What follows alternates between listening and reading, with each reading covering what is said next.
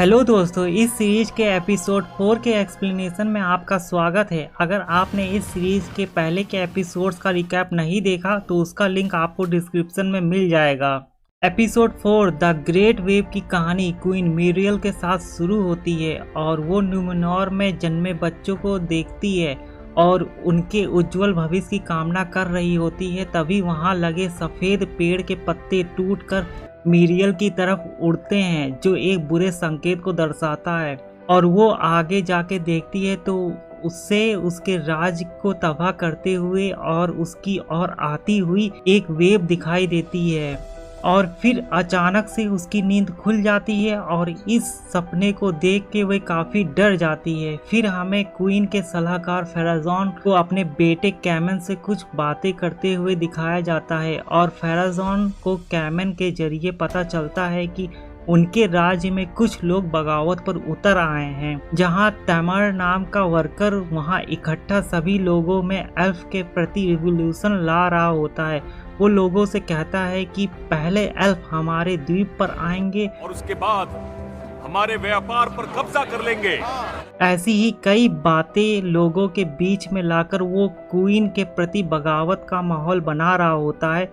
तभी फेराजॉन उस जगह पर आ जाता है और वहाँ मौजूद सभी लोगों से कहता है कि मैं आप सबको वचन देता हूँ कि न्यूमेनॉर की सत्ता कभी किसी एल्फ के हाथ नहीं आएगी। और उसकी इन बातों को सुनकर सभी में जोश और उत्साह भर जाता है। अगले सीन में हमें गैलेडियल को दिखाया जाता है, जो क्वीन मिरियल को विद्या भवन से लाए डॉक्यूमेंट्स को दिखाती है और हेलब्रांड को कैद से रिहा करने को कहती है।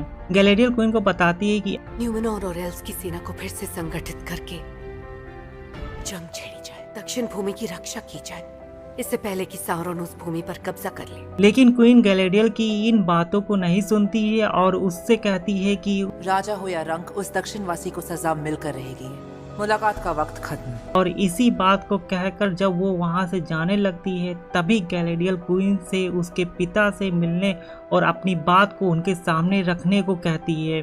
अब जब क्वीन ने उसकी उन बातों को मानने से मना कर दिया था, तो अब वो उसकी इस अपने फादर से मिलवाने वाली बात से काफ़ी गुस्सा जाती है और क्वीन गैलेडियल पर राजद्रोह का आरोप लगा के उसे जेल में बंद करवा देती है।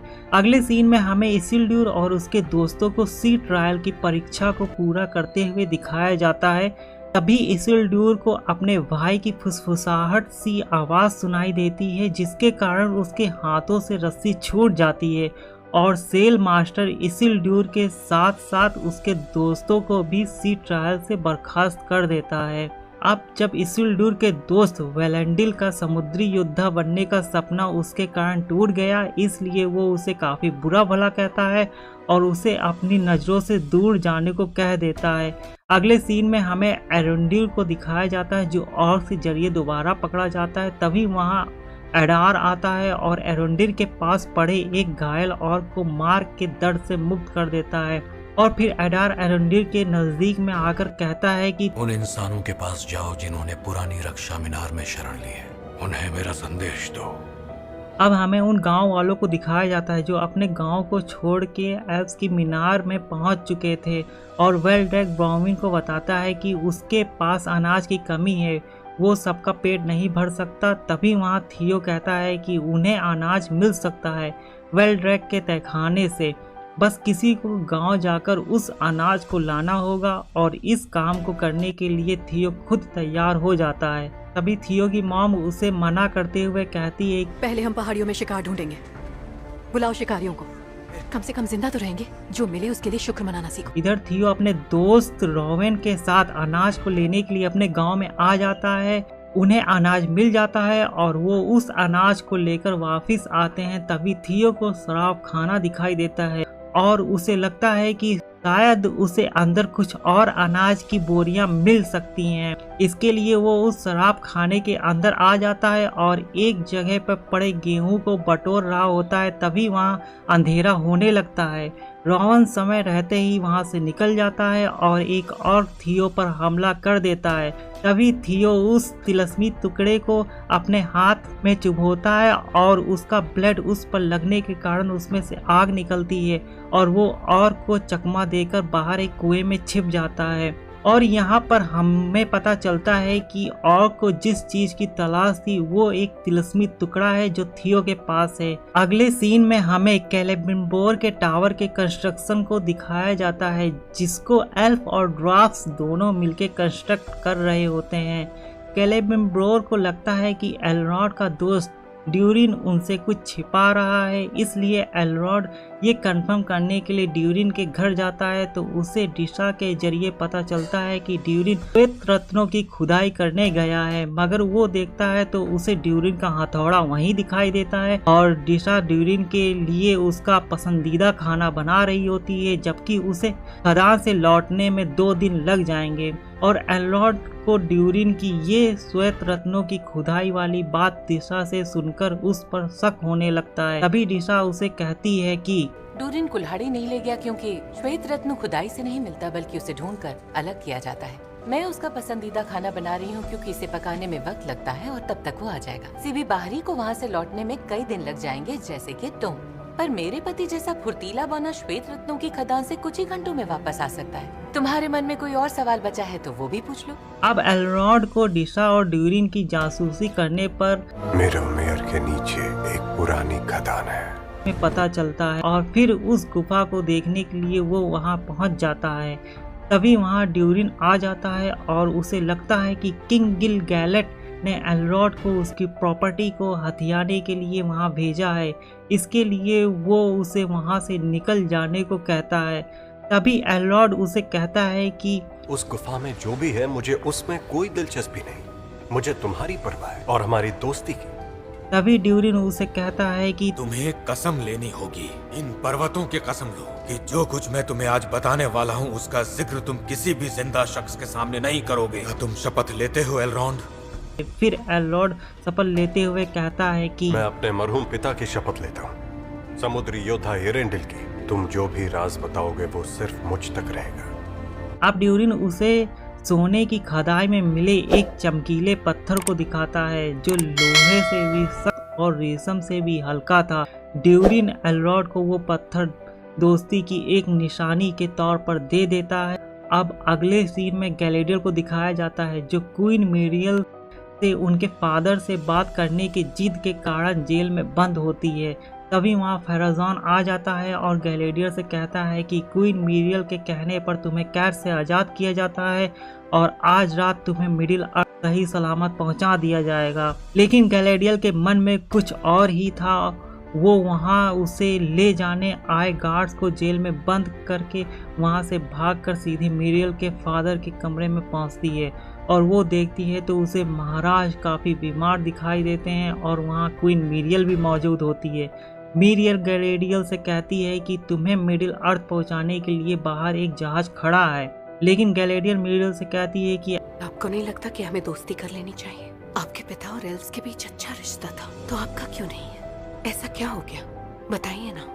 अब मेरियल उसे एक दृष्टि मणि प्लांटेरी को दिखाती है। प्लांटेरी एक ऐसी मणि है जो भविष्य की कई तस्वीरों को दिखाती है। नॉल्डोर ने वेलिनोर में ऐसी ही 7 मणियों को बनाया था और अब मेरियल गैलेडियल को उस पर अपना हाथ रखने को कहती है और वो प्लांटेरी पर हाथ रखती है तो उसे न्यूमेनोर का भविष्य दिखाई देता है जो उसी के कारण तबाह होने वाला है।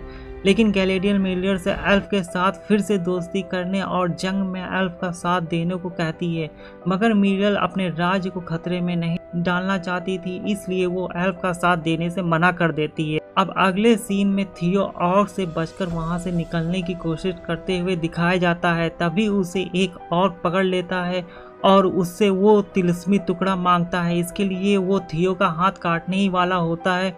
तभी वहाँ एरेंडिल आके उसे बचा लेता है और फिर वो दोनों ऑर्क से बचकर भागना शुरू करते हैं और रास्ते में एरेंडिल को थियो की मॉम रॉबिन दिखाई देती है अब वो तीनों साथ में ऑग से बचकर भागना शुरू करते हैं और वो लोग जंगल से बाहर निकल आते हैं और सूरज की रोशनी होने के कारण वो ऑर्क अब उनके पीछे नहीं आ सकते थे, इसलिए अब वो तीनों रिलैक्स होकर आगे बढ़ते हैं।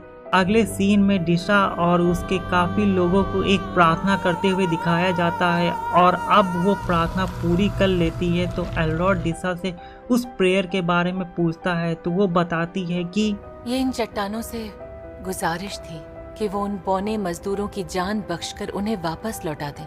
और फिर वो एल्रोड को थैंक्स बोलती है क्योंकि उसने ही ड्यूरिन को उस गुफा से बचाया था और उसे झूठ बोलने पर माफी भी मांगती है। फिर एल्रोड उससे कहता है कि मेरे दोस्त का भरोसा नहीं तोड़ा, बस यही मायने रखता है। तभी वहाँ ड्यूरिन आ जाता है। उसने गुफा में फंसे सभी लोगों को जिंदा और सही सलामत बचा लिया होता है और वो अपने पिता से काफी भड़का हुआ होता है क्योंकि उसके पिता ने उसे खदान के काम को बंद कर देने का आदेश दिया होता है।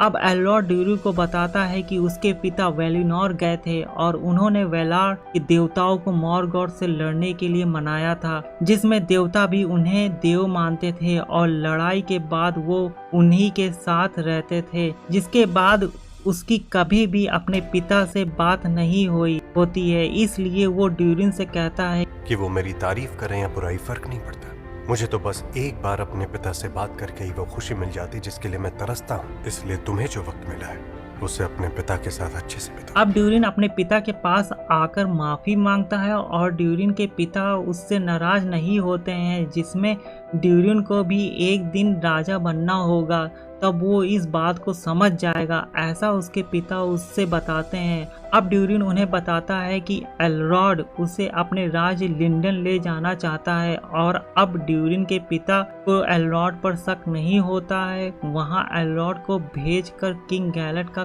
कोई तो मकसद है, ऐसा किंग ड्यूरिन को लगता है और वो इस मकसद को पता करने के लिए उसे एल्रोड के साथ लिंडन जाने को कह देते हैं। अगले सीन में दिखाया जाता है कि मीनार पे ब्रोविन एरोंडिल से थियो को बचाने के लिए उसे थैंक्स कहती है। तभी एरोंडिल एडार की तरफ से लाया हुआ संदेश ब्रोविन को बताता है कि तुम्हारे लोग तभी बचेंगे अगर ये जमीनें तुम उसके हवाले करके उसके सामने घुटने टेक दो, और अगर ऐसा ना किया तो एडार और उसकी आर्मी के साथ मीनार पर हमला कर देगा। अब हमें दिखाया जाता है कि थियो उसी तिलस्मी टुकड़े को छिपा रहा होता है। तभी वहाँ वेल्ड्रेक आ जाथा है और उसे उस टुकड़े के बारे में बताता है और वो अपने हाथ पर उस खंजर से बने निशान को दिखाता है और कहता है कि ये कोई तलवार नहीं है जो हमारे पूर्वजों के लिए खुद महादानव ने बनाई थी। वो शैतान का भक्त था जो अतीत में खोकर पर अब लौटेगा।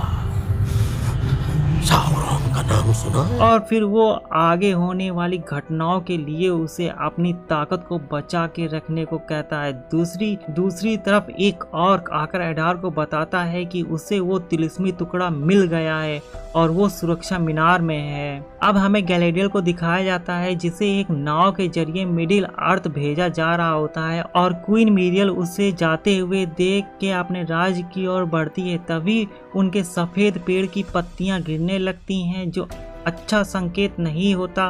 मीरियल को लगता है कि उसके पूर्वज उससे कुछ कहना चाहते हैं और वो गैलेडियल को जाते हुए देखती है। फिर वो अपनी प्रजा से कहती है कि उन्हें ना चाहते हुए अपने पूर्वजों की तरह इस लड़ाई में गैलेडियल का साथ देना होगा कि एक बड़ा खतरा उनकी तरफ आने वाला है। इसके लिए वो अपनी प्रजा को बताती है कि हम अपने उन भाइयों की मदद करेंगे जो दक्षिण भूमि में फंसे हुए हैं। और वहाँ गैलेडियल भी आ जाती है। इधर फेराजॉन उन्हें बताता है कि 10 दिन में उनके जहाज यहाँ से निकलेंगे। दूसरी तरफ एलेंडिल राज्य के सभी लोगों से बातें करता है और इस लड़ाई में शामिल होने को कहता है, जिसमें इसिल्ड्यूर और उसके दोस्त इस लड़ाई में शामिल होते हैं और उनके साथ ही सभी लोग इस लड़ाई में शामिल हो जाते हैं और राज्यसभा में भी सभी लोग गैलेडियल और मीरियल का साथ देने को तैयार हो जाते हैं।